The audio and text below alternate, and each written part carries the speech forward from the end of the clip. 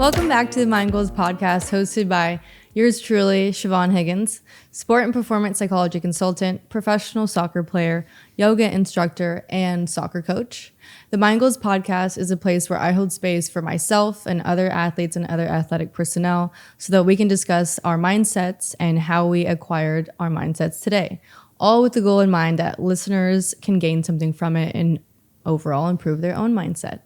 With that being said, I'm really excited to invite our special guest back onto the set for part 2 of my mentorship mentorship series with Eric Briggs, my goalkeeping coach. Great to be here. 2-time guest. Yeah, welcome. You and my dad. I heard you get a jacket, like a purple velvet smoking jacket for that. You know what? I could probably do something with about that. Like a Higgins crest on it. Or a MindGoals crest. MindGoals. I'm still waiting on my MindGoals t-shirt. Yeah, the 0.0 MindGoals. 2025, you'll see bigger things. 2025. I know. Everything's in 2025. Yeah. Let's hope the apocalypse doesn't happen. I'll never get my shirt. You think that'll happen in 2025? That could happen at any day now. Yeah. So I'm not worried about it. Yeah. You'll get your shirt. Yeah. Or sweater. Or hoodie. Hoodie. Yeah. I'm a hoodie guy. Yeah. We really do have some merch in the works, so stay tuned.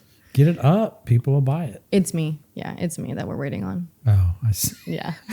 Do I need to call you every day and remind you, just do the merch? Maybe. Please just do the merch. What's the merch link? Yeah, possibly. I could use a reminder every now and then. Taylor's been on me about it too, but yeah, it's definitely me. 2025, we'll see some more merch. Good. Glad to hear it. So we spoke about a lot of different things last time, but there was so much more value that I wanted to hear from you about goalkeepers and the mindset behind their practice and the mindset behind being a goalkeeper, and then really more about you and why you teach the way you do, coach the way you do, and why you are the way you are. Oh man. That's a deep dive. I know it's a deep, and I was like, I said we have a cutoff, but like realistically, I'll get to it someday. Yeah, that's going to require a professional. I am a professional. It's true, yeah. So I have a lot of questions. None of them are really in chronological order. I think I'll bounce some off of others. But I'm going to start off with a banger. What is the most common mental challenge that goalkeepers face? And then what do you think we can do as teammates and coaches to help goalkeepers? So, fault. Okay, yeah. Fault. Blame. Yeah. Because when a goalkeeper gets scored on, to a goalkeeper, it's personal. Like they didn't score on your team, they scored on you. Yeah, and that's your goal in your territory. Right. And especially with youth goalkeepers, they'll get that, people will blow them shit after the game, or, people will blame them. They'll lose 1-0, but a youth goalkeeper is in that mindset. They're hurt because they feel responsible, like they let their team down. But what they don't think about is it was 1-0. Your team didn't score. Yeah. So is it really you? Exactly. And it's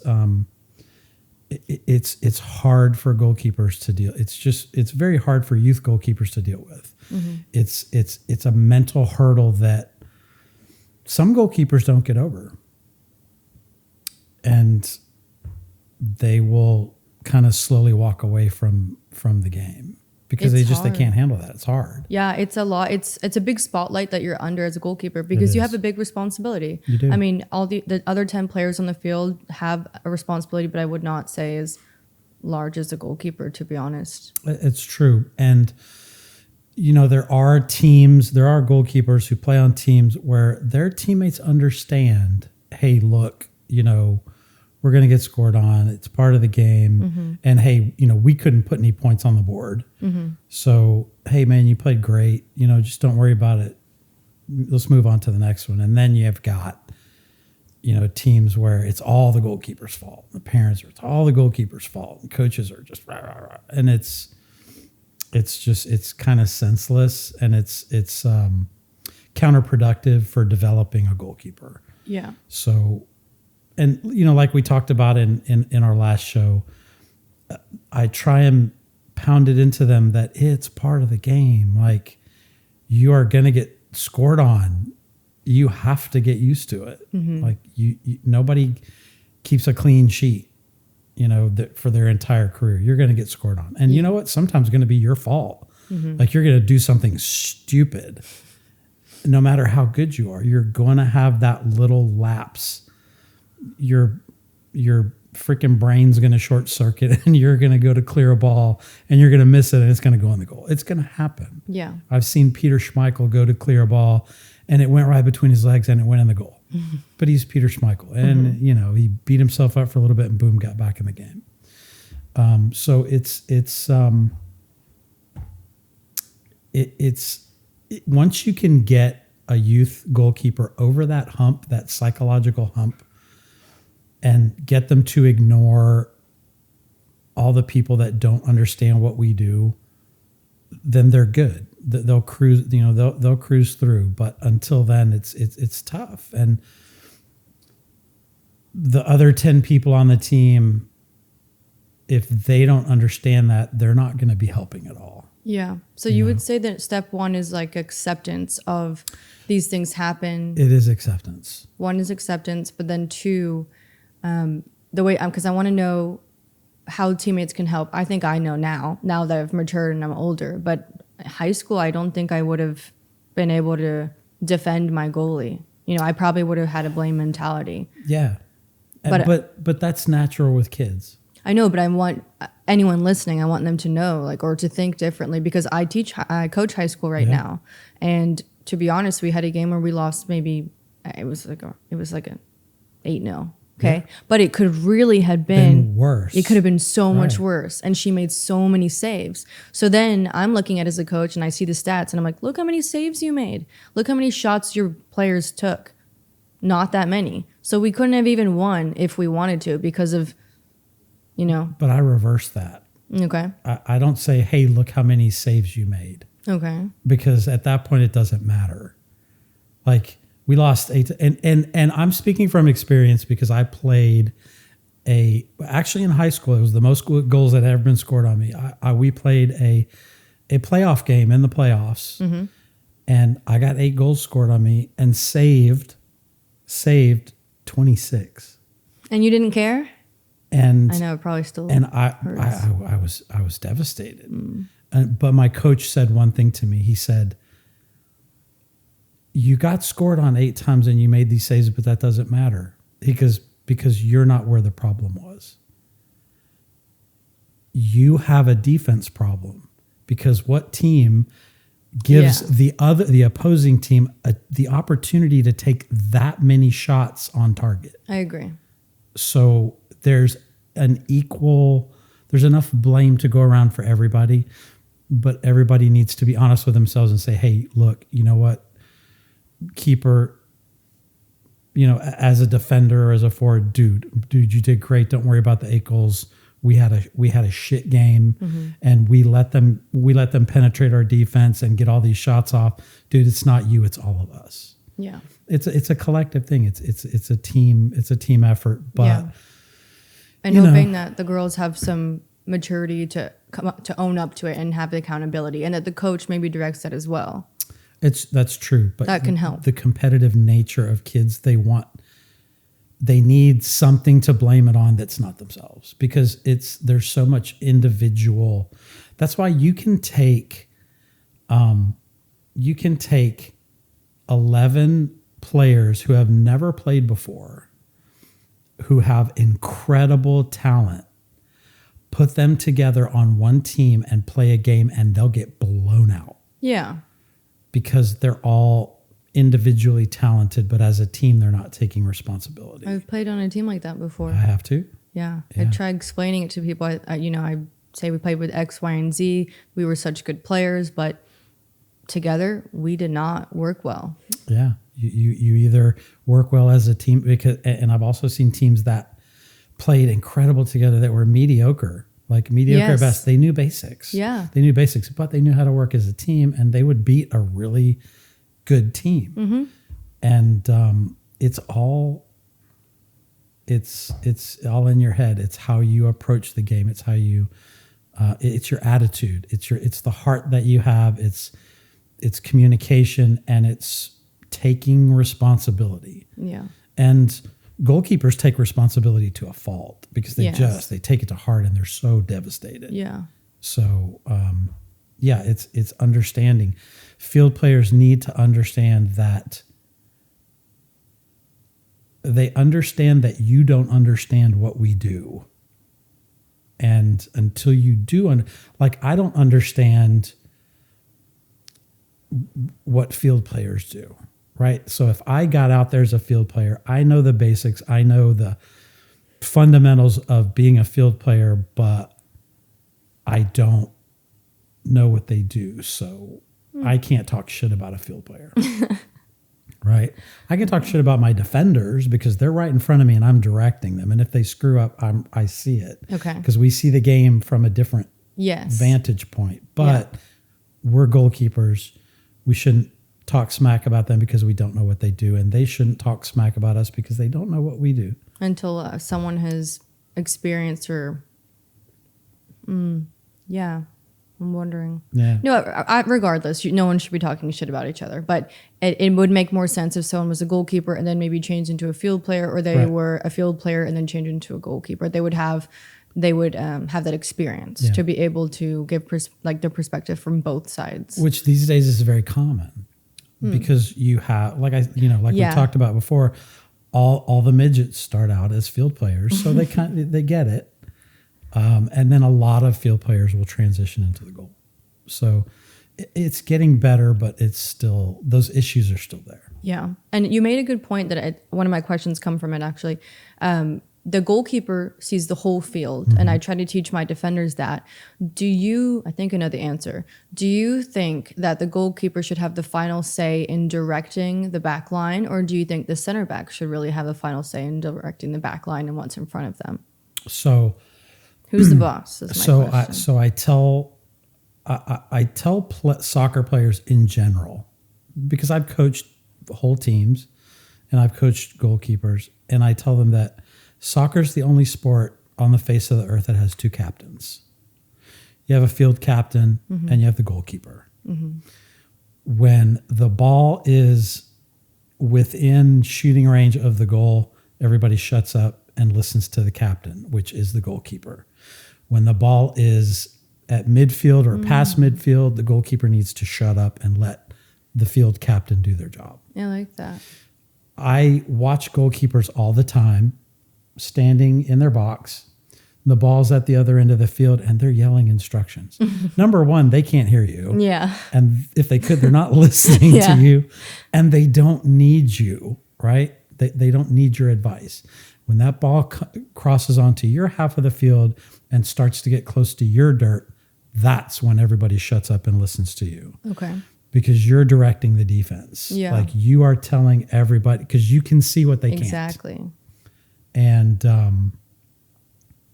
that's hard. That's hard to convey to a goalkeeper. And another thing you have to realize is that with a youth goalkeeper or a younger goalkeeper, they don't want to yell at people. Like they don't want to boss people around because these are my friends. These are my friends. And I try to tell them, look, on this field, they're your friends, but this is business. Exactly. Like this is, because if you look at the history of soccer is a simulation of war. Like foosball? Not really like foosball, not like pickleball. No, but it's a simulation of war. If you read the history of soccer, it was a simulation of war. Yeah, I see. Between two villages. And you have to treat it like that. And there is a chain of command. When the ball is close to the keeper's dirt, the keeper is in charge.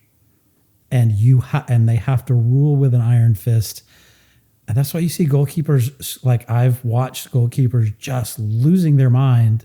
And people are like, what's the problem? I go, he's giving instructions and they're not listening to him. You know, when one of my pet peeves is watching a set piece. Yeah. and the goalkeeper hitting his post to try and line, or her post and trying to line everything up, and nobody's listening. Everybody's wandering around trying to, and you should shut up and listen to your goalkeeper, because they're giving you instructions because they see everything. They see the panorama of what's going on. Yeah. They see what's over here. They see this person over here unmarked up. They see that sneak coming up, and they see it all, and you have to listen to them. Right. You have to shut up and listen to them. On the other half of the field, ignore the goalkeeper. I like this. This is fair, honestly. It's the way it should be. I agree because notoriously I've been on a team where captains are, a midfielder, maybe a center back, and a defender. So now there's like 2, 3. But I guess I've run into before the issue of like a corner, right? We have a corner. Right. And so now you have 2 cooks in the kitchen because you have a center back trying to direct and then the goalkeeper trying to direct. And then at this point, what I'm trying to teach my goalies is, it's your house, it's your goal. Obviously, it's our goal, but where do you want us to stand to protect your goal? And I have 2 teams right now that I coach. The older one is a men's team, and he says he doesn't want anyone on the back post. And I was like, that's foreign to me, but if you don't want anyone on the back post, in my head, I'm like, you better cover the back post, right? That's your territory. And if anything goes in there, I'm going to blame you, right? Because you said you want it. And he said, yes, it's my back post. I've got everything. Just put someone on the front post and then a couple on the left, or he'll direct them. I said, okay, we'll see how it works. So, and I want to know your thoughts on that. Okay, so as a goalkeeper, let's use your corner kick as an example, okay? On a corner kick, there's only one person giving directions, and that's the goalkeeper. Yes. Okay. Bottom line, that's it. Okay. And within seconds, that goalkeeper should be able to direct everybody where they need to be. And ahead of time, the goalkeeper needs to have a conversation with their defenders. Here's what I expect of you. Yes. Okay, like on a set piece with a wall, one of your defenders should be a wall captain. Yes, yeah. Yeah, and that captain should immediately turn around and look at you and follow your directions and you put up the number of fingers. I want 3 people, and the wall captain gets that set up immediately. Yes. On a corner, it's the same thing. Okay.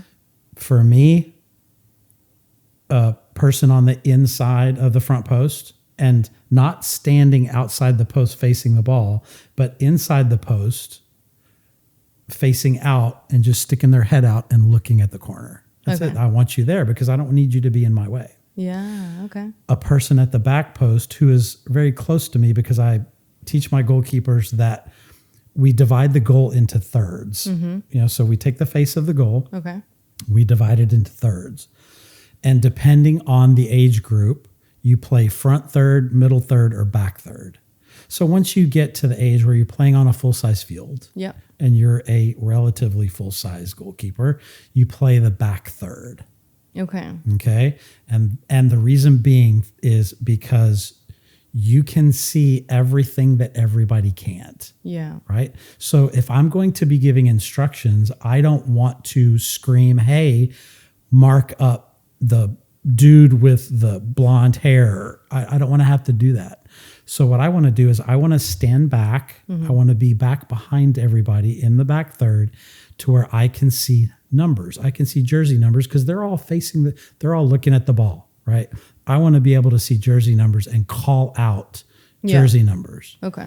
And I want man to man, right? Everybody take a mark. And if you don't have a mark, get the hell out of my box. Because the more legs that I have to manage, it's too visually confusing. So go to the top of the 18, go to the midfield line, get out. If you have nobody to cover, you're doing nothing but crowding my box. Fair. I'm in control. Yeah. Okay. And then I want one person less than the attackers that I have in my box. Okay. If I have 5 attackers in my box, I want 4 defenders marking up those attackers, and the person and the attacker that's closest to me is mine. Okay. Right? Yeah, honestly, why not? And another reason is because I always tell goalkeepers, you're like a UPS driver. And when you're when I was younger, I was a UPS driver. Okay. And they teach you to never back up. All UPS trucks always pull in, and always pull out straight. They don't want you to back up. It's a liability. Okay. If you have to back up, you can't see behind you. You risk falling on your ass. And if you're on your ass, you're useless to everybody. So you always want to move forward to the ball. Okay. In youth soccer, most of these kids can't control the power. They can't drop that ball right in the middle. They always overshoot it. Okay. And if they overshoot it, I don't want you to have to back up. Right. Yeah. So I want you to already be in the back third to where all you have to do is pivot on one leg and you're ready for that shot, right? You're right there in the perfect spot. So the goalkeeper has to understand all of this stuff and be able to direct everybody, and they need to listen to them and do exactly what they say. And that's the biggest problem. Yeah, that's the hardest part. These the defenders want to do their own thing. I've done this before. I know what I'm doing. But a goalkeeper understands what's about to happen. And it's and I teach them to play 3-dimensionally. So I tell a goalkeeper, you cannot be a 2-dimensional goalkeeper, especially on a set piece like that. You can't just go up and down and side to side. You have to go up, down, side to side, and come out. So I want to make sure that they're facing that corner with their shoulders, with their hips. We have a lot of goalkeepers that turn and kind of face their hips and shoulders to the field, right? And they're looking this way to see the ball coming, and all that does is tell the other players one thing. You know what that one thing is? No. So if you're an attacker, and I'm a goalkeeper, where's the goalkeeper facing? so the goalkeeper turns at an angle the corner's over there, kind of turns at an angle and faces this way. So what does that tell you? That if I'm an attacking player, that they're focused on the people and not the ball. That tells the other team that I am going to wait for that ball to come, right, and drop. Whereas if I turn and face the corner with my shoulders and my hips and my feet, and I'm facing that corner straight on, I'm going to come forward and I'm going to get the ball, right? Instead of waiting for it to come and drop and hit me at my front door. Yeah. I'll be honest. I'm not thinking about the goalie if I'm an attacker. Oh, you would be if it was me. and then then I teach them other silly stuff like how to stop a crowding player. I teach goalkeepers, okay, you need a wall captain. Yeah. And you also need what's called a pusher. Yes. I remember you teaching that. Which is, some referees don't like it. Some referees overlook it, which is when they start crowding a goalkeeper and doing this stuff, you just call for your pusher. Your pusher comes in, stands between you and that player. You put your hands on your pusher's back and you just simply push them away. Yeah. I can push my player all I want. I'm touching my player. There's no foul in that. I'm just helping him straighten his shirt. Boom. And it's just little things like that goalkeepers need to take control of, but they need to inform their defenders. They need to train their defenders as to what they're supposed to do, not just blast the ball down the field. Right. Yeah. So I hope that answered that question in a long, rambling format. It did. It was good, and it gave me a good picture as well, because I'm going to use that, or at least try it, or see what my goalkeepers are doing right now. But I do have a question. What advice do you give to goalkeepers on penalty kicks? Like, what is a goalkeeper taught to do? So I teach 3 or 4. So I give them the basics. Okay. Right. So here's 3 or 4 techniques. Right. Okay. Number 1, whenever you get a penalty kick, you are not meant to save it. Okay. Yeah. I mean, it's a penalty. It's basically a free goal because one of your players did something stupid in your box. Or you. Very true. And you deserve to have a goal scored against you. Okay? Okay. But what you can do is you can cut the odds into your favor. Okay. Okay? And there's 3, 4, 5 things you can do. And the very first thing you can do is as soon as they call a penalty, stop freaking out. Stop worrying. Look up on the scoreboard and just give them a goal. Right? The pressure's not on you. They're expected to score. Right? That's true. The pressure's on them. Because how many times have you seen people slice a freaking PK into the stands? Too many. Messi's done it. Yes. Yes. The pressure's on them. So everybody knows, okay, this is going to be a goal. But you have nothing but advantage. So number one, pick your best side and go. What does that mean? Pick your best side. So a side you're comfortable diving to? The best side that you dive to. Okay. Typically with right-handed players, it's your left side. And typically with left-handed players, it's your right side. Okay. Some players are different. And just pick that side and go. And are we going in the air? Are we going on the ground? Or are we in medium? Medium. Yeah. Because then you have chance to like kind of reach or kick or something. Oh. Right. You can put a hand at 9 and 12 and go for it and hope that you hit it. And that's just sheer chance. That's 50-50. The second one is to watch their set for the ball. Okay, so we know if they're going to power it or if they're going to place it. If they're going to place it, they stand directly behind the ball. In a straight line behind the ball. They're going to place that ball. I do that. Okay. I'm walking myself through mine. And the reason being is because when you put yourself directly behind the ball, you're going to instep it. Okay? You're going to instep that ball because you want to either put it over there or over there, right? So I don't want the goalkeeper to know where I'm going to place it. Exactly. But I'm going to place it because I'm standing right behind it and I'm going to use my instep. Then when the goalkeeper sees them do that, I tell them to watch what foot they place forward. So they're standing behind the ball, and a player will always have 1 foot forward. Yes. Okay. I'm thinking of my setup, and I'm going to tell you if you're right. Yeah. Yeah. Okay. So typically, a right-footed player is going to put their left foot forward. Right?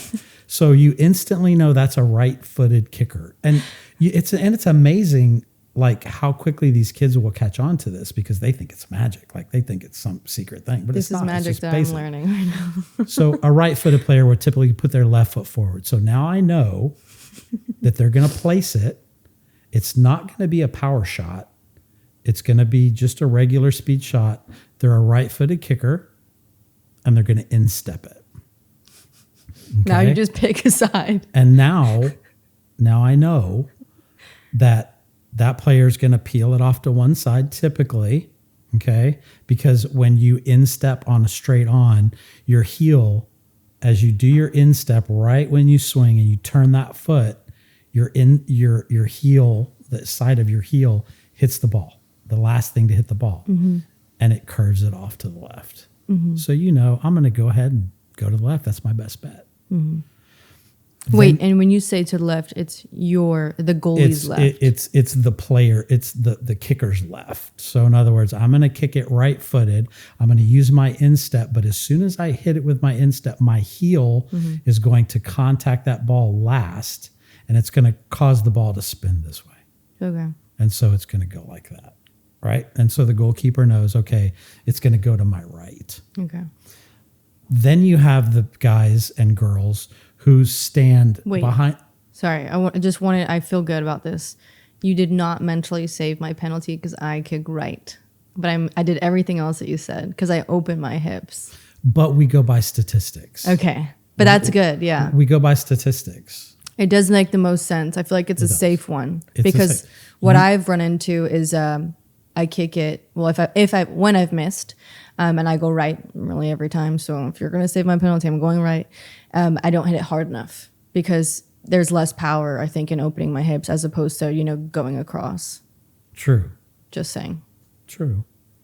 But if you did that 10 times, the goalkeeper would probably have a 60 to 70% save on that, doing that same thing. Then you have the player who steps back and takes a bunch of steps over to one side. Yeah. the very first thing we know about that player is they're gonna power that ball in, right? They are going to go full on laces and they're gonna blast that ball into you. Okay. And then if they go to the left side and the right side, we use the same rule. Okay. If they go to this side, the ball's going over here. If they go to that side, the ball's going over here, and they're going to blast it. It's simple statistics. Yeah. And then I tell goalkeepers, if you don't know, don't go. Because about 70%, 70 to 75% of penalty kicks, a goalkeeper will just pick a side and go, and the ball goes right down the middle of the goal. I was about to say that happens a lot. I don't know the statistics, but yeah. So if you don't know, don't go. Because there's a chance that player is going to put that ball right in the middle of the goal. And then there are players who are freaks. Okay? There are goalkeepers that are simple freaks. And my son, my youngest son, his last 2 seasons, he saved 19 penalty kicks. Oh my God. He won 2 tournament championships down into PKs. And I don't know how he does it. And he doesn't know how he does it. He's like, I just wait until I see the ball leave their foot. There are goalkeepers like that. Look at Courtois. That guy's a freak, right? That guy's a freak. They're going, you're in the World Cup and, or you're in the championships and you've got 5 minutes left and it's going to be a tie and you pull your keeper out and put Courtois in because they know it's going down to PKs and he's a master. The guy is brilliant. I don't know what he does. And he doesn't tell anybody what he does. But the most important thing is to just simply give in your brain when that PK gets called, boom. Okay. Give them a goal. Got it. This is good. That takes the pressure off of you and puts the pressure on the kicker. It's true. And most of the time there is pressure on the kicker and not on the goalie. Unless, you're already down or it's tied and whatever. But it's still like not expected or really their responsibility to save it because it's like in basketball. It's a free throw. It's a free shot. Yeah. So, and that's how I relate it. A penalty is like, great, this should go in. And if it doesn't, awesome. Or if it's saved, cool. Also, players miss a lot. They hit the post, they sky it, they go wide. Yeah. I would be really curious to know the probabilities of penalties, to be honest. So there is and I wish I could remember his name. We used to follow each other on Twitter, and I think he got off of Twitter, but he was an actual analyst for the MLS. Oh. And he literally, that's what he did. He analyzed everything, and he would send me goalkeeper analysis forms for all the goalkeepers, and you're able to pick up these patterns, and the funniest thing I ever heard. So Tim Hanley, who is probably one of the best goalkeeper coaches I've ever met. Tim was a professional player. He was the goalkeeper coach for the Houston Dynamo. I believe he still is. Tim Hanley his goalkeepers he would study all the players, all the field players, and he would literally make a record of their penalty kicks and have a percentage of which side they go to. And if you watch, I've watched it before. In fact, I saw it live at a game one time and I started cracking up. His goalkeeper will look at him right before the penalty kick is taken, and he'll look at his thing and he'll go. Or he'll look at it and go. And the goalkeeper go, uh-huh. And then boom, he'll save it. Oh my so gosh. it's statistics. Players are pretty consistent. And if a goalkeeper is smart enough to play the same players enough, they'll pick up on that. Yeah. Wow, I could have been found out. I don't change it up. I always went bottom right. But now I don't think. And I also tell them, don't look at the goal. Don't look at the kicker's face. Don't look at their eyes. Yeah, I never look at the goalie. I'm not worried about you. Don't the person that's taking the kick, don't look at their face. Because if I have to take a PK, I'm doing it on purpose. I'm looking at the bottom corner. I'm looking at it as I'm digging with the ball, and before I kick, I'm looking at it, and then I go the other way. Yeah. Because I know the goalkeeper's going to look at me. Don't look at them. Because they're going to try and do that, yeah. They're going to try and do that on purpose, yeah. Yeah.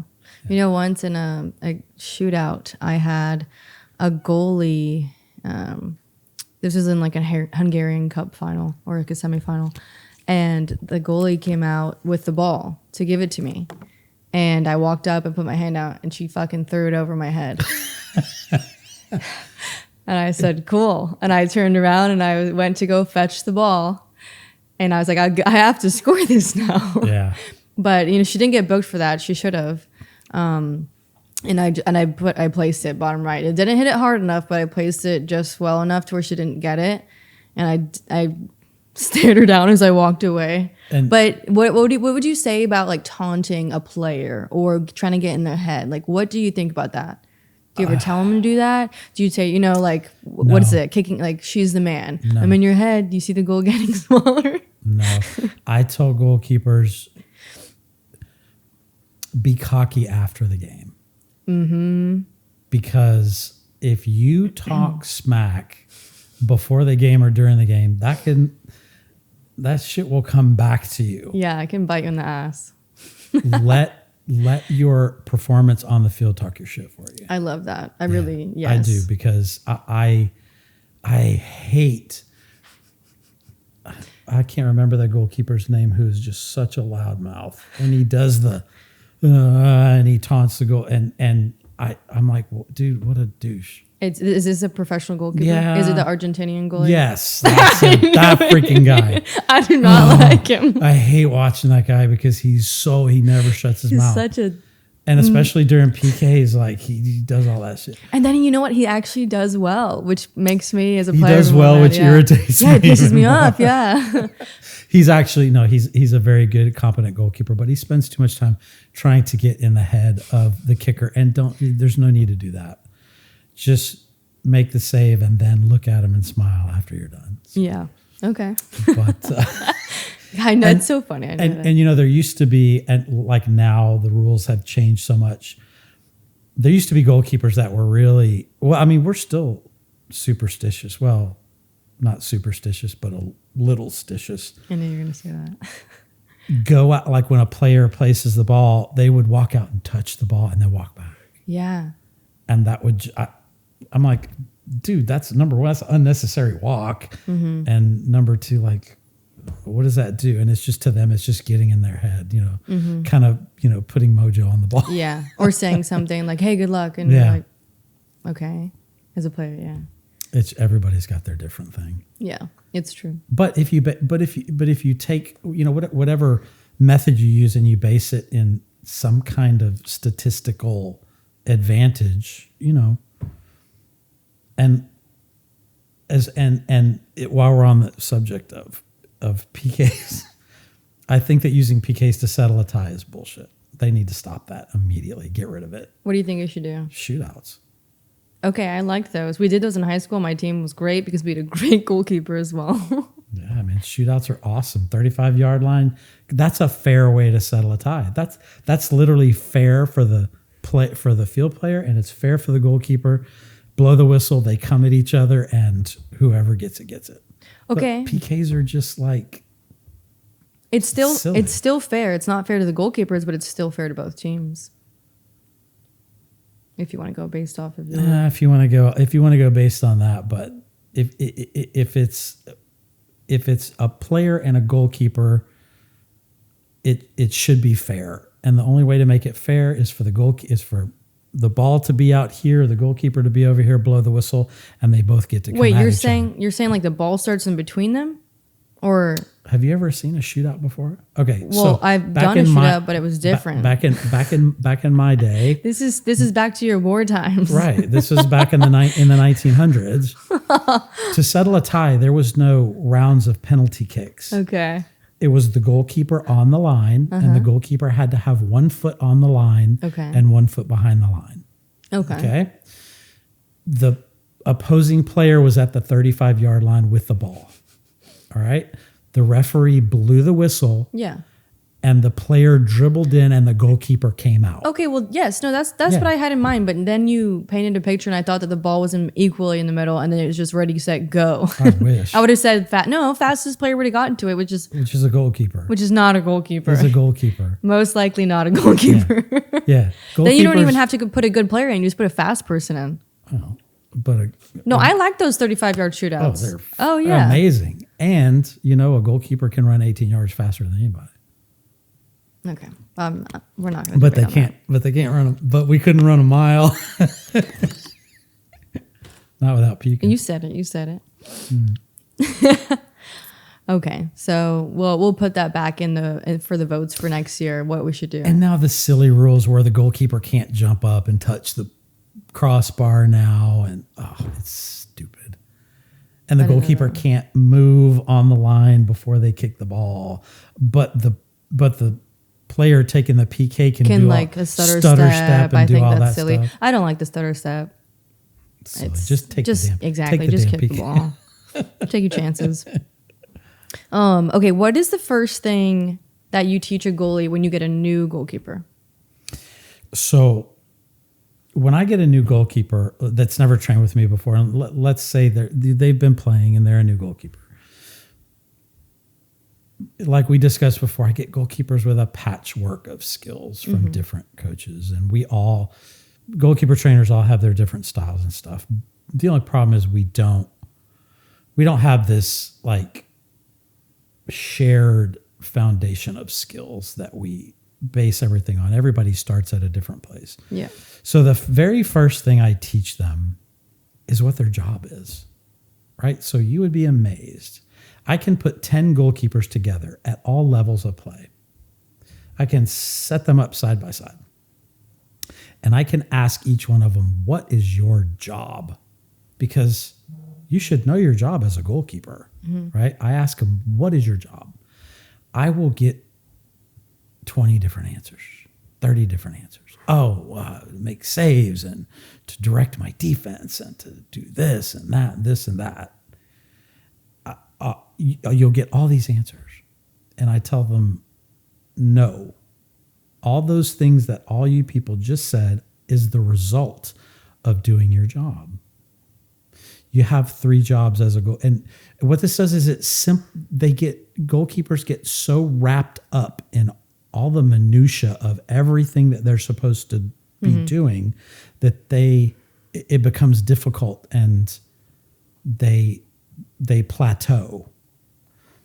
But when you simplify it for them and teach them their job, it changes the way they think about the game. Yeah. You have 3 jobs as a goalkeeper, and your number one job that you have to do is get control of the ball. And the only time you have to do that is when 10 other people screw up. When 10 people screw up and lose control of the ball, it's your job to get control of the ball again. That's it. That's your job. The next job that you have, job number 2, is when you get control of the ball, you have to make sure that your team keeps control of the ball. This is my favorite one right now. And we do that by distribution. Okay. We don't do that by taking a ball and blasting it down the field, a 50-50 punt down the field. I got a bone to pick for one of my goalies, and I hope they're listening. So I tell my goalkeepers that there's only a very select few times when you should be punting the ball. Let's hear them. Okay. I didn't want to know. Number 1, you have nobody to distribute the ball to. Okay. Number 2, you have the wind at your back and it's a stiff wind. Okay. And if you have that, you tell all your players, all your midfielders, all your forwards, every single time I get the ball, hoof your ass down the field because I'm going to drop this at the top of the other 18. Okay. Right? Yeah. And that just gives you these long ball opportunities using the wind. And the third time is when you are down. When you're down and you're running out of time and you have to get that ball down the field to make opportunities. Right. That's fine. Playing out of the back, I'm old. I'm old school. Playing out of the back is relatively new. It's new because it's composed football. It's also putting a goalkeeper under pressure behind their own 18, and I don't like that. So we talked earlier about you don't want your goalkeeper as a field player. Yeah. Right? Mm-hmm. So if you're down and the clock is ticking, stop playing it out of the back. Now you've got 110 yards to move that ball up. That's true. So everybody up, drop that ball as far as you can. And that's it. Other than that, all my goalkeepers learn how to throw a freaking rocket. I have goalkeepers that can throw a line drive soccer ball 75 yards at someone's feet. And I tell them, you should be able to throw as far as you can punt, only 100 times more accurately. And please keep it out of the center lane of the field. Right? Aim for that midfield, where the midfield line hits the sideline. Yeah. Sweet spot. Always have that. That's your sweet spot. Those are the open lanes. Yeah. Nobody uses the open lanes. Use that. Have a midfielder, maybe a couple of midfielders kind of stationed over there and distribute that ball that way and that way. Throw the ball, roll the ball, anything, sidewind the ball. But make sure that you get that ball at the feet of your players. That's your second job. So keep control of the ball. Keep control of the ball. And 3? And number 3 is this is what a lot of goalkeepers, when you watch them, it looks like total chaos, and it's chaos on purpose. Your number 3 job is that if you can't get control of the ball, make sure nobody else can either. And you do that by creating chaos in your box, punching it away, chasing somebody. I've got goalkeepers that'll chase a player to the parking lot just to get their eyes off that goal because they couldn't get control of the ball. So you create chaos in your box. It's not chaos to you because you're doing it. Mm-hmm. And what you're doing is you're preventing controlled distribution of that ball by creating chaos in your box. That's why goalkeepers punch it away. That's why they come out and they run and charge and slide tackle players and move them away from the goal. Yeah. Because once a goalkeeper's coming at you, you stop paying attention to the goal, and now you're paying attention to the goalkeeper, and you're doing evasive maneuvers. So you're no longer trying to hit that goal. You're trying to get away and get an open spot. Yeah. And that's their three jobs. And once they learn those, then everything that they talked about before happens naturally as a result of doing those 3 jobs. That's what I teach them. That's the very first thing I teach them. Very nice. And this doesn't go hand in hand, but what if they disagree, or what if you have somebody who doesn't buy into your methodology? Do you stop training them, or what would make you stop training a goalie? So I get a lot of experienced goalkeepers who are like, in fact, one of them from the Royals who didn't agree with my methodology. And my challenge is, show me yours, show me that it works better, and I'll switch to yours. And they can't. If it works, it works. Stay with it. Now, what would make me stop training a goalkeeper? Laziness. If a goalkeeper is just sheer lazy, if they have a poor attitude, if they don't have heart, and if they have a behavioral problem that I'm not willing to expend the time to handle, I will just simply tell them, this is not going to work. I'm not going to train you anymore. Because I would do that for I trained for free. This is my time. Yeah. And you need to pick up your stuff and go and find another trainer. I've only had to do that 3 times in my career. Okay. One kid who had the potential to really be something special, and he had a severe behavioral problem and was getting in trouble and getting arrested and just doing stupid. And I told him, I had to call his parents and say, I told your goalkeeper that I can't train him anymore because he's out of control, but he still keeps showing up at training. And it's stuff like that. If you have heart and you want to do it and you're dedicated to it, I don't care if you suck. Right. I can teach you all that other stuff. Yeah. But you got to have heart. You got to want to do it, and you got to want to work, because it's a lot of work. Yeah. And what does laziness in a goalkeeper look like to you? Like, how would you define that? Is that more of like showing up late, not showing up, not caring? Like what is that? That's more just being inconsiderate of other people's time. So you mean lazy? There are lazy goalkeepers that don't, like, for instance, when I teach goalkeepers to dive, or when I teach them to roll out, or when they do drills, they half-ass it. And my training is at 3/4 speed. We don't do full speed training because our training concentrates on mechanics, right? Speed takes care of itself with younger players. You've got these fresh, young adrenal glands that squirt out adrenaline and make you fast. I can't teach you to be any faster. But what I do is I teach you mechanics so that the mechanics are ingrained in you. And when that speed kicks in, the mechanics take care of themselves, right? I can appreciate that, yeah. And if you're just lazy and everything is just like, lethargic. If you're a mope, and that's what I call them, dude, don't be a mope. The players just mope around, and if you're bored, like, if you're bored and this is just, adios. So, okay. That's what it takes to train with and it takes. I'm a patient person. Yeah. I'm a patient person, because sometimes I can see things in a goalkeeper, like a goalkeeper who is not a problem, but almost like potentially a problem kid. Like, you can tell it's like brewing, or they could be problematic. Or they could be problematic, but I can identify and say that kid's not, like, he's not being challenged. Like, he's not like, and so I'll make them do things different than the other goalkeepers. I'll say, you know what? You're a lot stronger. I want to show me what you can do. Let's see. I want you to go at full speed. Everybody else is going to go at 3/4 speed. You're going to go at full speed.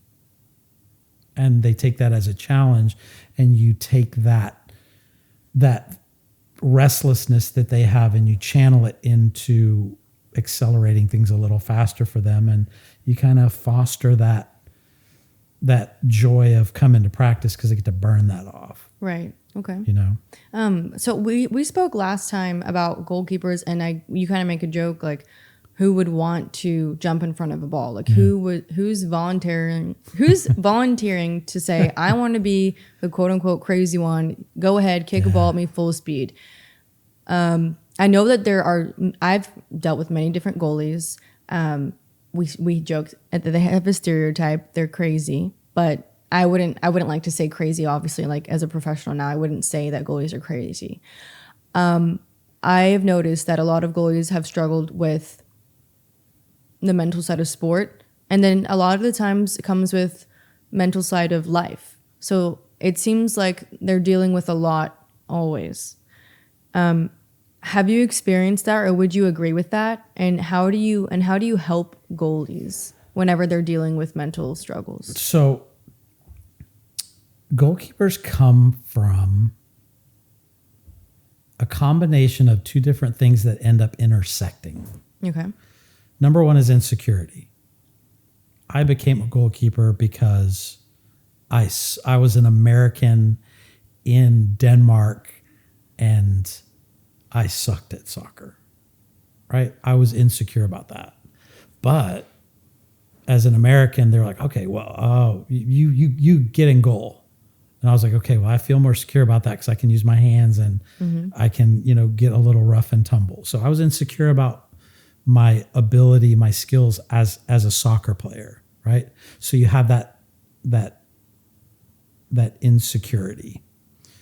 And then along with that is this, it's kind of hard to explain.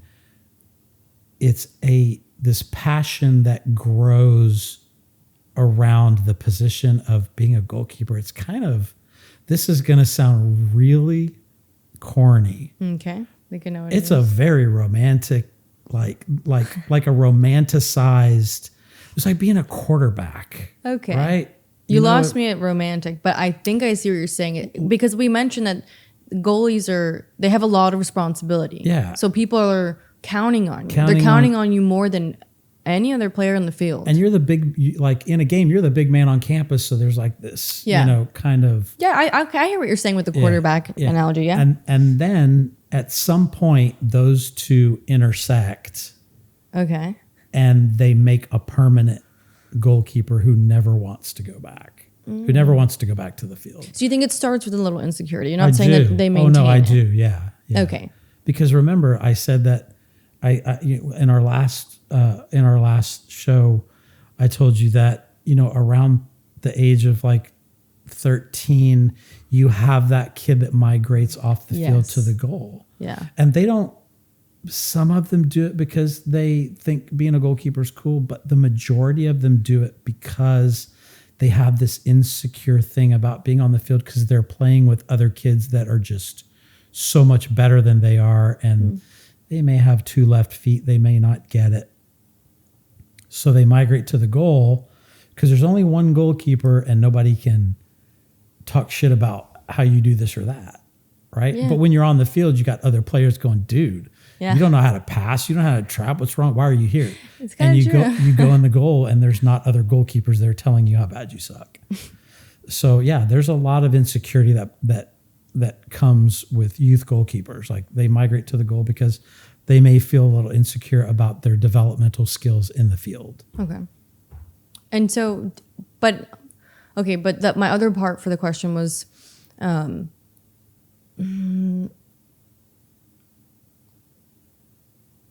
yeah, I guess this is a little different, but it's more of how do you help a goalkeeper? So, because I know that you are not just a coach and you don't just teach them soccer. You are more of a mentor, which is why I refer to you as a mentor. Yeah. So you care about these kids, you care about the players, and you develop them in their personal life as well. Right. And a lot of the time, I've noticed that goalkeepers have a lot going on in their personal life. Yeah. So. You help them as a coach, but then mentally, how do you help them with life? Obviously, you can get it through a session, like in a training session. It comes out, right? Yeah, it does. And I guess one of the major ways I do that is it's kind of counterintuitive, but I make them understand how different they are. Then your team, like, okay, you're on a team, right? But you're not like them. Mm-hmm. Like you're different than them. You don't train like they do. Yeah. You don't wear the same kit that they do. Yeah. You don't even play by the same rules that they do. And you have more responsibility than they do. So why are you worried about what they say about you? Right? You are in an elite fraternity, sorority of other goalkeepers that you head nod to, and every one of those other goalkeepers knows exactly what you're going through. You're not alone, and I know too. Mm-hmm. And there's nothing that you can tell me that I haven't personally experienced or addressed with 100 other goalkeepers just like you. And once they understand that there's someone who gets it, not just another goalkeeper, but a coach, an adult. Yes. coach understands what I'm going through, so I can I can explain this to him, and I will explain it to him and go, it's all made up in your head. It's bullshit. Like, your head is screwing with you because they don't know what you do. They don't understand what you do. Only you do, I do, and all these people at this session do. Right? So you're special.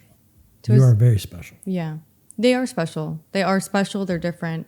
And I guess it always helps to know that somebody understands, because whenever somebody feels alone, I think that's where it leaves room for you to feel isolated or just left out or not thought of. That's the key word right there, isolation. Goalkeepers are isolated. Yeah, you mentioned that the last show, and I was like, wow, you're so right. They are. They are isolated. They are. They don't have their buddies next to them the whole time unless you're playing a whole lot of defense. And even at that, like, people aren't really talking to you. You're talking to them. Yeah. Yeah, and like I said, I tell them all the time, look, you have to get figuratively, well, literally and figuratively, as a goalkeeper, you have to get used to the sight of your own blood. And figuratively, that means that when you lose a game 1-0 and you made 10 saves and they scored a PK on you, the reason for that is not because your team couldn't score a goal. It's because you missed that PK. That's what everybody's going to think. And you have to be okay with that. Would you say it's true? You don't think it's true, right? No. You're just saying, like, be prepared for that. Be prepared, because that's going to be the truth. And you have to be okay with that. You've got to be okay with that. And then on the flip side, when you make 15 saves and your team wins a game 2-0, it's not your 15 saves. It's the two people in the fancy cleats and the little headband thing that holds their hair back that won the game, and they're the stars, and you have to be okay with that too. And that's truly the hardest part for goalkeepers to swallow. That sounds hard, because that's just that's tough acceptance, because you're not getting a lot of recognition. You're not getting recognition and credit. It's so true. When you score, and you're it's not the same, but as a midfielder, you do all that effort. You work it up the field, take on a couple players, get a great assist. So when toe pokes it in, they're the star of the show because they scored. And they didn't do the work. And then, you know what I'm saying? Now, it doesn't just apply to goalkeepers. It applies to defenders too. Yes, because how many defenders have you seen who have literally freaking won games for teams? Won games. Yeah. And the defender they don't get enough credit. How do you think we can give defenders and goalkeepers more credit? I'm not even going to separate them. How do you think we can give defenders more credit? I personally would say set offensive goals and defensive goals each game, and then we can recognize, like, you can't. You don't think you can? You can't. Yes, we can. We can do something about it. You can't, because the game is about who scored the most points at the end of 90 minutes. That's it. And that's just the nature of the game. Well, you can set, like, I think we actually did something. I went to Seven Lakes High School. We were coached by the infamous Amy Davis. A lot of people know her. A lot of people may have disagreed with her, but she taught me a lot.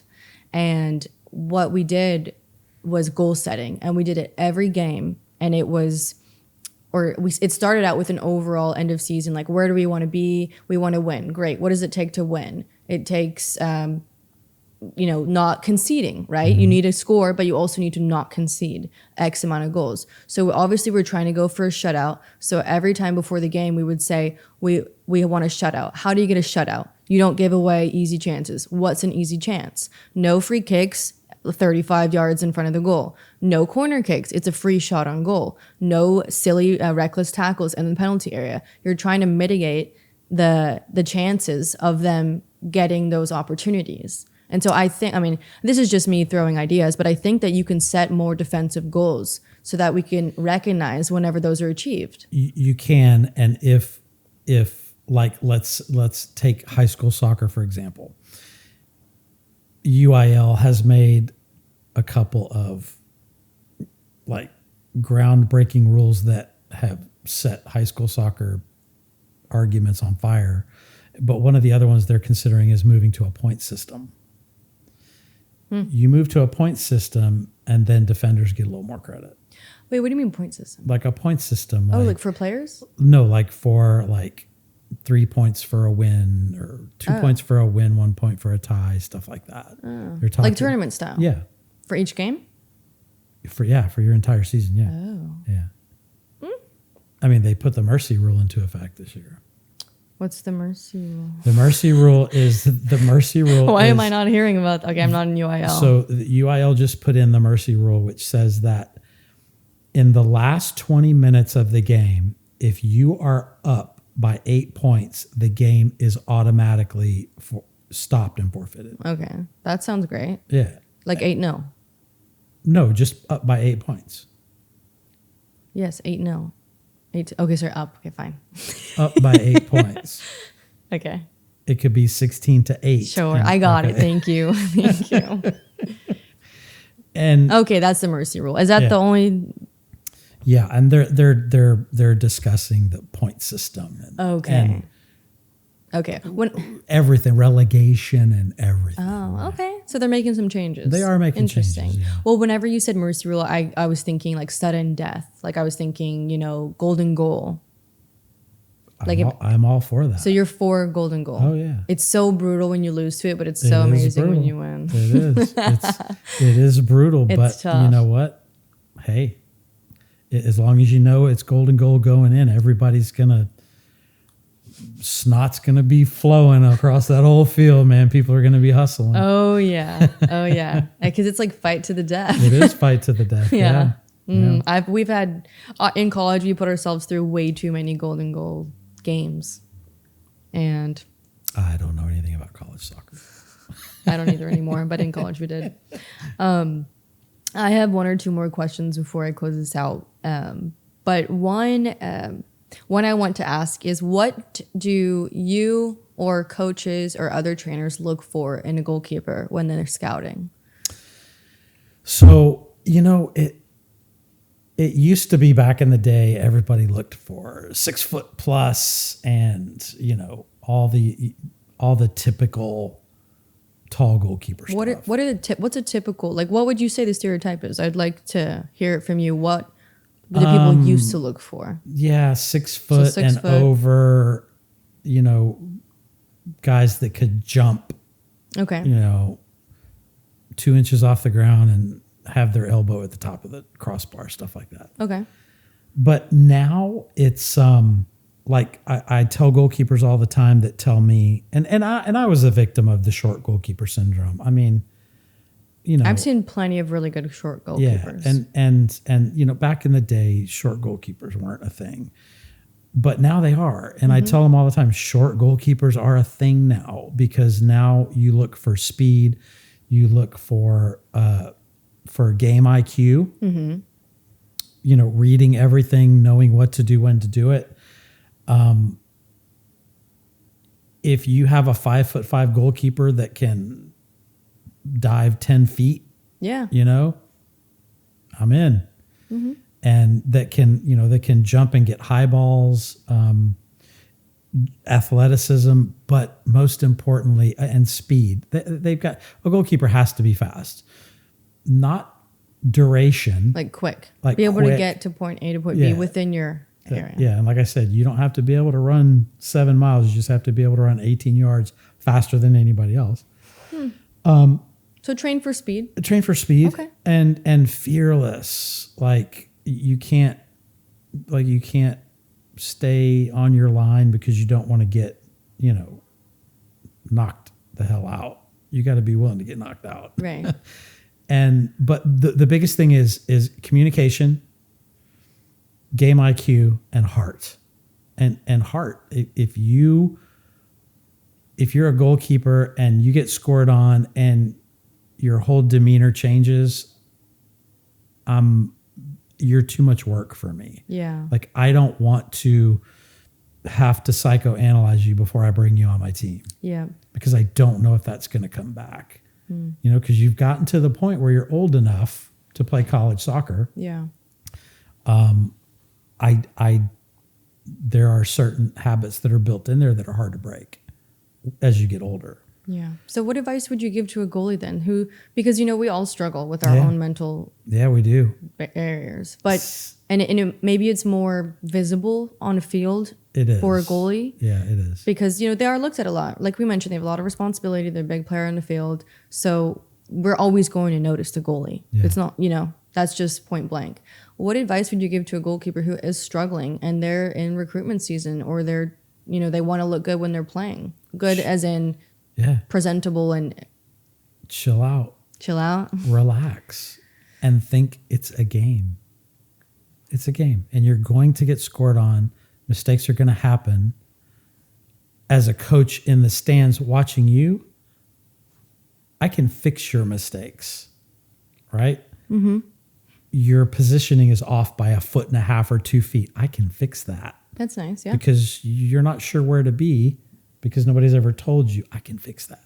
Perfect. Okay? Your distribution, I can fix that. But when you screw up and you continue to fire up your team and you don't let it bother you, let it roll off your back, sold. That's nice. Sold. But if you let it just crush your game and ruin your game and change you as a goalkeeper for the rest of that game, that's an uphill battle to fix. Mm-hmm. And I've been lucky enough that at UST, we were very lucky at UST.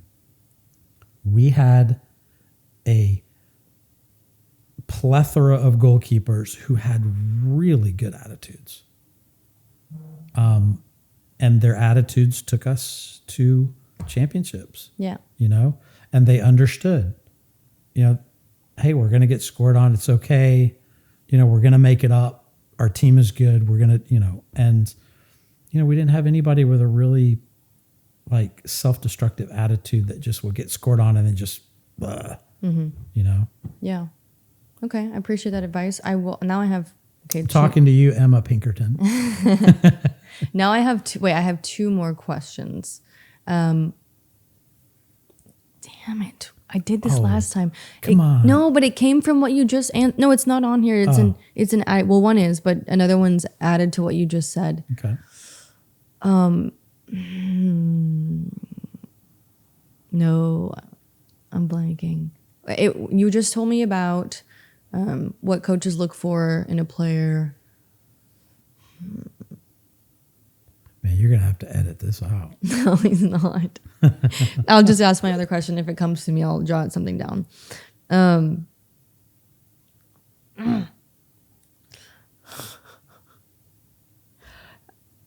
It's okay. See, even Siobhan messes up. She's not perfect.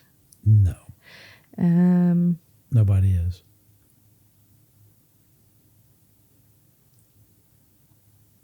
This is making me mad. Okay, fine. Whatever. It doesn't seamlessly transition like I wanted it to, but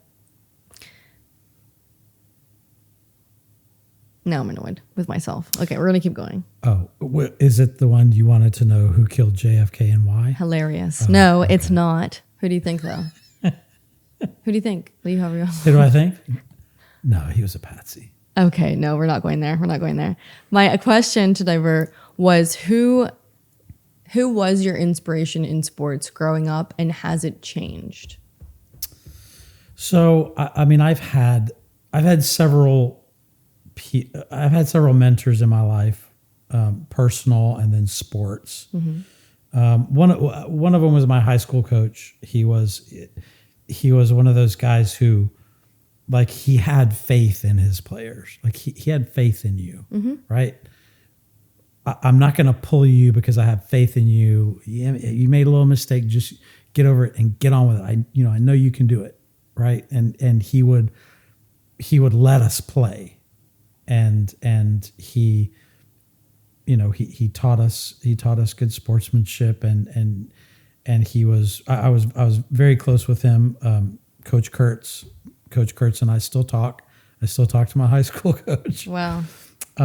But the one sports influence I had in my life was believe it or not, a 6th grade teacher that I had in I lived in a little town in New England called Ledyard, Connecticut. Okay. It was just a little tiny Connecticut town. It was just beautiful. And at our school, our teacher was Mr. Pierre, Raleigh Pierre. And he talked like Mick from Rocky. And he looked like a mob hitman. He had this nose, and he looked like he was a scary dude. And he would come in on Monday mornings to class with like bruises on his face. Oh gosh. And cuts. And he was a goalkeeper. No. Okay. He was a boxer. Okay. Well, that was my first. Yeah, he was a boxer, and he was still prize fighting on the weekends. And he was your teacher? And he was our teacher. He was a teacher. That was his full-time job. Oh, wow. And he was a prize fighter. Holy cow. And he taught us, he used sports in everything. So to give you an example, we did this thing where he wanted us to learn how to write a properly structured letter to someone. Okay. And so he had this book. And in this book, it had every professional athlete you could think of. And it had their mailing address where you could write them letters. And so everybody got to pick an athlete, and then you had to handwrite a letter to them, and he would look at it and go, this handwriting, clean your handwriting up, change this, write it again. And once everybody's letters were done, he would take them and he would mail them to all these athletes. And all these professional athletes would send back a letter with an autographed picture. Oh, cool. And in our class, we had an entire wall full of pictures of professional athletes that they had signed and everything. And so and now keep in mind, this was in the 70s. So you were allowed to get away with this kind of foolishness in school. The school allowed him to teach us how to box. Oh my God. So my first real sport that I loved was boxing. And the school allowed us to use the gymnasium and set up a boxing ring and have boxing tournaments once a month.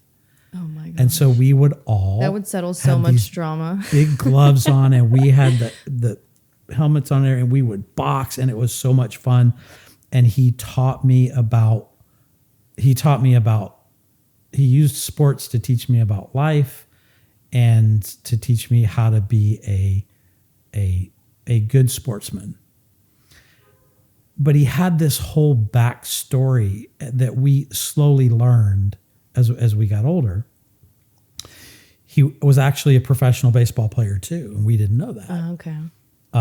And so he was and he gave everybody a nickname because he couldn't, like me, he couldn't remember everybody's names. So you had your own name. He would give you a nickname. And so and that's how he remembered everybody even after when they were grown adults. And so mine was Arky, Sparky Arky. And I was like, Mr. Pierre, I don't understand why Sparky Arky. And he goes, when I played professional baseball, I played with a guy and his last name was Briggs and they called him Sparky. And his nickname was Arky. Mm-hmm. And so we called him Sparky Arky. And he goes, your last name was Briggs. That's the only way I can remember your name. So he called me Sparky Arky. There is actually a Facebook page dedicated to all of his students, and they all go on, and that's how they remember each other, was by their nicknames. That's hilarious. So I, about maybe 8 to 10 years ago, I was thinking about him because I saw an article that he had been inducted into the New England Boxing Hall of Fame. So I was like, I am going to give Mr. Pierre a call and congratulate him. So I gave him a call. He was 87 years old, and he answered the phone, and I said, I don't know if you're going to remember me. This is Eric Briggs. And he said, Sparky. He said, Sparky. And I said, how are you doing? He said, well, I'm retired and, my body hurts. And But no, he's like, I'm doing good. I'm still, I'm still at the gym every day. And at the time he was training a professional boxer. I can't remember who it was. Very, very popular professional boxer. And we got to talking about it. And I told him, I go, look, I just wanted to call you and tell you what an influence you had on me. As I became a coach. And I just wanted to thank him. And so he started talking about that, and he goes, I have so many regrets. I go, what regrets do you have? And he said, well, I never got to fight in Madison Square Garden. It's like, why? Like, why is that a regret? Like, he goes, because I wanted to fight in Madison Square Garden, and he had a fight scheduled in Madison Square Garden, but the promoter passed away of a heart attack. Oh man. 2 days before the fight, and they canceled the fight. Wow. So instead he went to London, and he fought in London for a little while and then came back, and he goes, this is my biggest regret. He goes, I would have accomplished so much if I could have just had that one chance in Madison Square Garden. And I told him, don't you understand? Like, that's not your success. Your success is like me calling you and telling you how you inspired me to be the person I am today, and all the hundreds of other, but like, there's professional athletes out there that were in his class in school, and he inspired them. I said, your success, your legacy is us. And then I guess about 2 weeks later, I got an email from a friend of mine that I went to elementary school, said he passed away. No. And apparently his funeral was just packed with people. And yeah, so he was I think about him all the time. I have a picture of him. He was a boxing legend and a genuinely great guy. Oh. And he inspired me to do what I do. That's a nice story. Yeah. And if anybody wants to look him up, just look up Rollie, Rollie, Rollie Pierre, and just put Rollie Pierre boxing, and it'll pull up pictures of him. And he truly looks like a mafia hitman. Oh my God. And now you have a new nickname. And what's funny is the people that I still talk to from elementary school in Connecticut still call me Sparky Arky. Really? Yeah. Yeah, I thought it was going to be something to do with your hair, but I suppose your hair didn't look like that back then. No, it did. Only it was like a mop. It didn't look like spiky Arky? No, it wasn't spiky. No, it was a mop. I had a mop. Really? It was the 70s. Okay. It was the 70s, man. I feel like you don't need much of an explanation if it was the 70s. It was the 70s. That's the way it was. Wow. Plaid bell bottoms, man. Those are back in. I don't know if you heard. Oh, no, I haven't heard. They are. We'll bring them back out. Yeah, I had plaid bell bottoms. Yeah, and corduroys. Those are back in. Are they really? Yes. What comes around goes around. Yeah. I almost wore some today. Well, and I'll tell you what's fun. I'll tell you what's funny. What's making it come just like in the goalkeeper world. Yeah. So I always post stuff about, like, there's people on social media that have their sites are dedicated to like throwback equipment, and especially goalkeeper equipment, because goalkeeper gloves and gear back then was so like primitive. It was primitive. Like, when you look at it, you're like, damn, somebody played with that. Yeah. But my first pair of professional gloves was a pair of Uhlsport Dino Zoffs. And you're probably too young to know who Dino Zoff is, but you can look him up. He's one of the greatest goalkeepers ever. And he had his own signature Uhlsport glove. And literally every kid my age was saving up money to buy that glove. Yeah. And that was my first glove.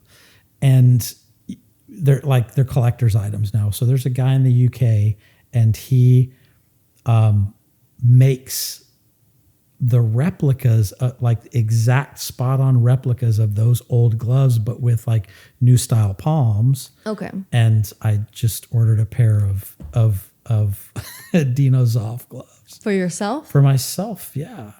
I'll have some old school Uhlsports. That's cool. Yeah. That's neat. They were so different. I'll show them to you, and you can put them on and go, what the heck? like, what the hell is this? You can give me the lineage of the gloves, the progression. I'll send you that. Yeah. Yeah. It's like you said, it's like the evolution. Exactly. That's what I meant to say. It's The evolution crazy. of the glove development. And then soccer boots. Yes. You know, Yeah. Those are a whole different story. Everything is plastic garbage. We need to go back a little bit more. Yeah. Yeah. Patrick. I wore Patrick boots made of leather. Lasted for 3 or 4 seasons. Yeah. Yeah. Same. My first boots, I think, were Diodora's kangaroo leather. Kangaroo leather. Yeah. It was beautiful. Just mink oil them up, buff them out. Uh-huh. Yeah. Nice. And they fit like a glove. You don't need to wear them in or get blisters or anything. No, they're nice and soft from the get-go. Yeah. Yeah. Well, when you were speaking, I realized I asked the question that I wanted to ask. It was whenever you were talking about the goalkeepers and their body language on the field. Yeah. And I asked, like, how would you tell someone to overcome that? And you said, chill out. Chill out. Yeah. Because that's hard to teach. But and here's another thing is that when you're a goalkeeper and you start having a bad game or something happens, you start screwing up, the very last thing that you want to hear is your coach or somebody else telling you, dude, chill out, chin up, dude, let it go. You don't want to hear that because you're pissed. And what do you want to hear? Nothing? You don't want to hear anything. All you want to hear is your own scream, your own primal scream. That's it. Primal scream. That's it. And my son, both of my sons will watch this, and I am guilty of doing that to them.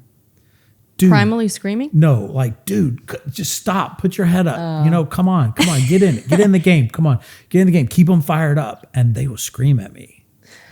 Stop! I'm like, oh God. It's hard. Like when that happens on the field during a game, it's hard. Yeah. But I have had goalkeepers that would look at me and go, yeah, yes sir, yes coach, even though they didn't want to do it. It's probably good to like look over instead of saying anything, kind of make eye contact and see where they're at. And if they're good, they put a thumbs up. But if they're not, they probably won't. And that's what I do now. Yeah. I go, hey, you okay? Yeah. Thumbs up. Or just say their name, like give them a nod, and then you're they'll good. sit there. Yeah. Yeah, you're good, buddy. Because you're back there and you're by yourself, and I know there's so much. There's nothing worse than like, obviously small relation, but like going to bed at night and letting your thoughts roll and you're just like stuck with yourself in your mind because you don't have the daily distractions of whatever else you're doing. Back in the goal, you're sometimes obviously by yourself, and then you're stuck with the time to think about it, and you just replay it in your brain. Yeah. Like, oh my God, if my hand was just an inch farther out, Yeah, no, you got to move on because the game doesn't stop until it's done, and we need like all players need to refocus. It's the next one. Like accept that I tell my players this all the time. You're gonna mess up. You're gonna make a bad pass. You're gonna kick it out. You're not gonna shoot on target every single time.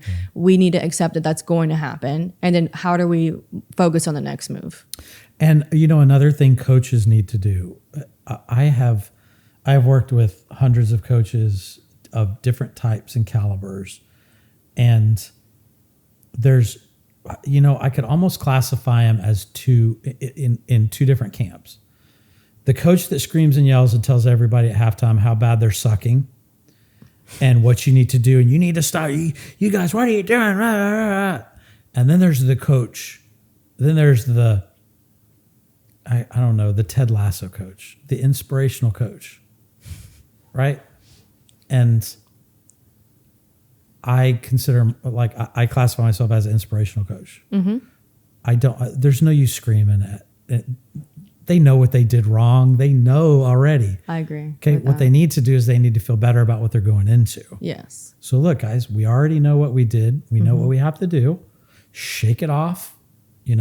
Let's concentrate on this, and this. Mm-hmm. And if we have to, let's carve the game down to smaller chunks and concentrate on those smaller chunks and see what the end result is. Yeah.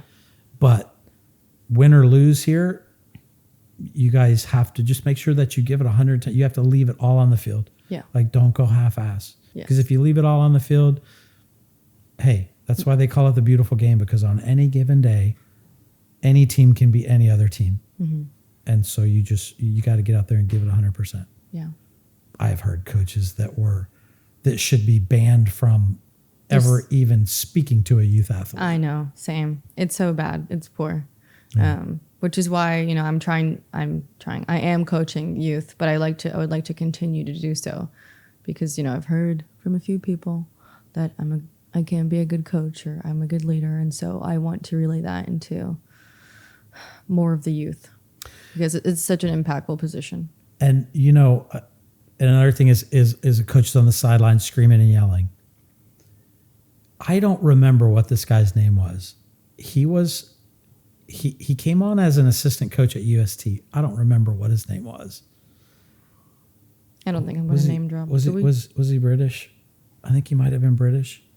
But he had a knack of doing something that I thought was really cool.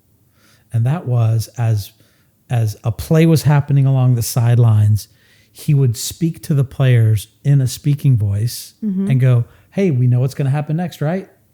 You know, we know what she's going to do, right?" Oh, so he was a women's coach? Yeah. I think I know who you're talking about. I only say people's name if I'm going to speak highly of them. Ed Schoen. Oh, okay. I didn't. I was the goalkeeper coach, so I was down. Ed, yeah. I was really down great coach. at the other end screaming at Emma. No, but he was like, and I thought, I was like, wow, dude, that is so composed. And the players are actually responding to it. Like, because when you're close to the sideline and you have something going on, you pick up a voice of calmness like that, like, hey, you know what she's about to do. Yeah, you know what's going to happen. Yeah. Right. And then you adjust and you do it. Yeah. And I kind of picked that up and I remember during a game doing that to our goalkeeper where she had made a save, and I go, and as soon as she made the save, I told her, I said, up and set. And she got up and got set, and Boone made another save. And you're thinking, oh, I can speak normally right? and achieve the same thing. And then Leslie, the trainer, looked at me and goes, wow, she really listens to you. And I go, yeah, I'm not screaming because I'm not screaming at her. Yeah, because here's one of my this is in life overall, if I'm in an argument or anything, it's just, there's no use in yelling. I feel like you can achieve the same thing in a normal tone of voice. You can change the tone a little bit to know when you're stern and when you're serious, but there's just no use in yelling. And the players aren't going to listen to you. They're not going to listen to you. You're going to freak them out. You're going to put more pressure. Then they're going to panic. It's just doesn't help. It stresses people out. Yeah. It ignites that fight or flight, and people are most of the time panicking. Yeah. Okay. I'm already getting anxious thinking about it. But anyway, it's messages can be received well and better in a normal tone. What's your biggest coaching pet peeve? Biggest coaching pet peeve? Of all the coaches that you've played for, of all the coaches that you've coached with, of all the coaches that you've seen on both sides of the field, what's your biggest coaching pet peeve? It's honestly yelling. It's yelling, and it's yelling useless shit. Yeah. Like I've had coaches scream constructive direction, and I'm like, okay, I thought you were mad at me. Like, damn, you could have just said Siobhan here instead of, it's the same tone that you think that you're in trouble or that you're doing something bad. So you're panicked, you turn around, you're looking, you're trying to focus on the game, stay in the same position, and you're listening, and they're saying, oh, just drop back. And you're like, okay, just drop back. And so why can you just say drop back instead of making me feel like I've done something wrong? Yeah. You know, it's yelling. It's just, I mean, you hear the coach when you're playing. You hear the coach and you hear your players. You tune everything else out, or at least I do. Yeah. Yeah. But mine too. Yeah. This was good. I really I appreciate having you back. I hope that we were able to discuss 2 times. 2 times, yeah. 2 times in the ring. 2 times.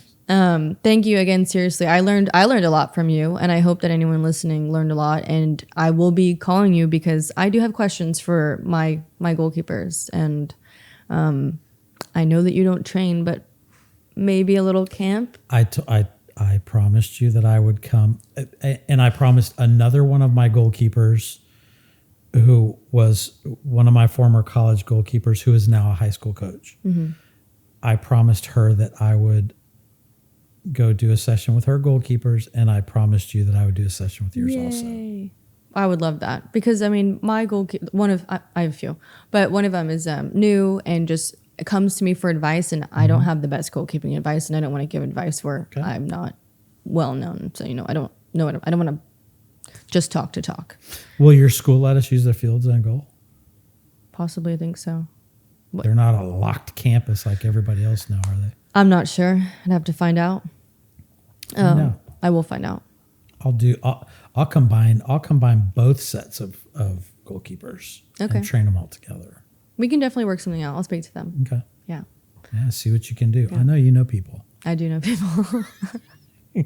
I know you. You're people. But you know, the way that I love to conclude my episodes, I think that you've given a lot of insightful information and even dropped a few quotes. But what I like to do is give the floor to my guest to give a piece of advice, give a shout out, give a quote or something. But the floor is yours to say your last piece. The floor is mine to say my last piece. And since the show is focused around goalkeepers, and I know that some youth goalkeepers watch this, and I know that some of my former goalkeepers watch this, it's a game. It's a kid's game, right? And until you make it to the pros, it's still a kid's game. So chill out. Don't take it so seriously. You're going to get scored on. Take a deep breath. And at the end of the day, nobody remembers the goals that they scored on you. They only remember the saves that you made. So that's my advice to all of them. And shout outs. Who do I give a shout out to? Well, you know, I inadvertently dropped Emma Pinkerton's name, which is probably a conflict with her show. So you're not going to have to pay her any money, are you? What do you mean? Well, Emma has her own. Emma has an Emma show? Well, yeah, it's like a pot. Dude, you should watch it. I didn't know that yet. We've she spoken eats though. the freaking best food and coffee, and she reviews coffee all over her YouTube Austin. channel. Yeah. Okay, yeah. Yeah. I've been featured in one. Shout out to Emma. Yeah. If people want to go digging, I think it's still alive, but it's something I love to show. Here's the hint. Around Halloween is that Emma and I were college roommates at one point, and we have a Halloween video of us scaring people around campus. Like, yeah, it's still up there. I think I was a sophomore and she was a freshman, so yeah, so it was a while ago. But yeah, okay, shout out to Emma. Shout out to Emma. Yeah. She was a quiet, silent killer. She really was. She still is. Only very caffeinated now. Yeah. For context, she does coffee reviews Yeah. a lot of places, and she's getting a lot, very big into traveling, and I believe digital and social media marketing. Must be nice. I'll honestly put a tag because Emma's doing great things right now. Yeah, she is. Yeah. I watch her on the regular. Cool. Well, good. Well, thank you again for coming back and making My the time. pleasure. I really appreciate it. Truly. I know. Now, when you're ready for a goalkeeper, okay, like you want a college goalkeeper. I have a couple for you. Okay. College goalkeepers that are now coaches. Yeah, I would love to. Let me know, and I'll have one on here. Yeah, give me a list and I'll try to get to all of them if I can. Taylor Sanderson, you should come on this show. Oh, virtual call out. Yeah. So Taylor was one of my goalkeepers. I trained her since she was about 12, 13. She was the goalkeeper for, it's HBU. It will always be HBU to me, but now it's HCU. So she was a goalkeeper for HBU. So. Okay. Or, the more local, the better because we can do it in person. Okay. Awesome. Yeah. Well, cool. I look forward to the future of the show with more guests and diversifying the guests. So I would love to have another goalkeeper on. Okay. But thank you so much, truly. I really appreciate it. I appreciate your wisdom, your insight, and I hope that anyone listening has gained something from this. So drop a comment or reach out to Eric and I, and you know where to find us. And I'm proud of you because this is you're doing great. Thank you. You're doing great. I really appreciate it. You're my spirit animal. Okay. I've heard that from a few people. I don't know what I'm doing to be that, but I'll take it as a compliment. Yeah, it is. Thank you. It is. Okay. Well, thank you everyone for listening, and have a happy Thursday.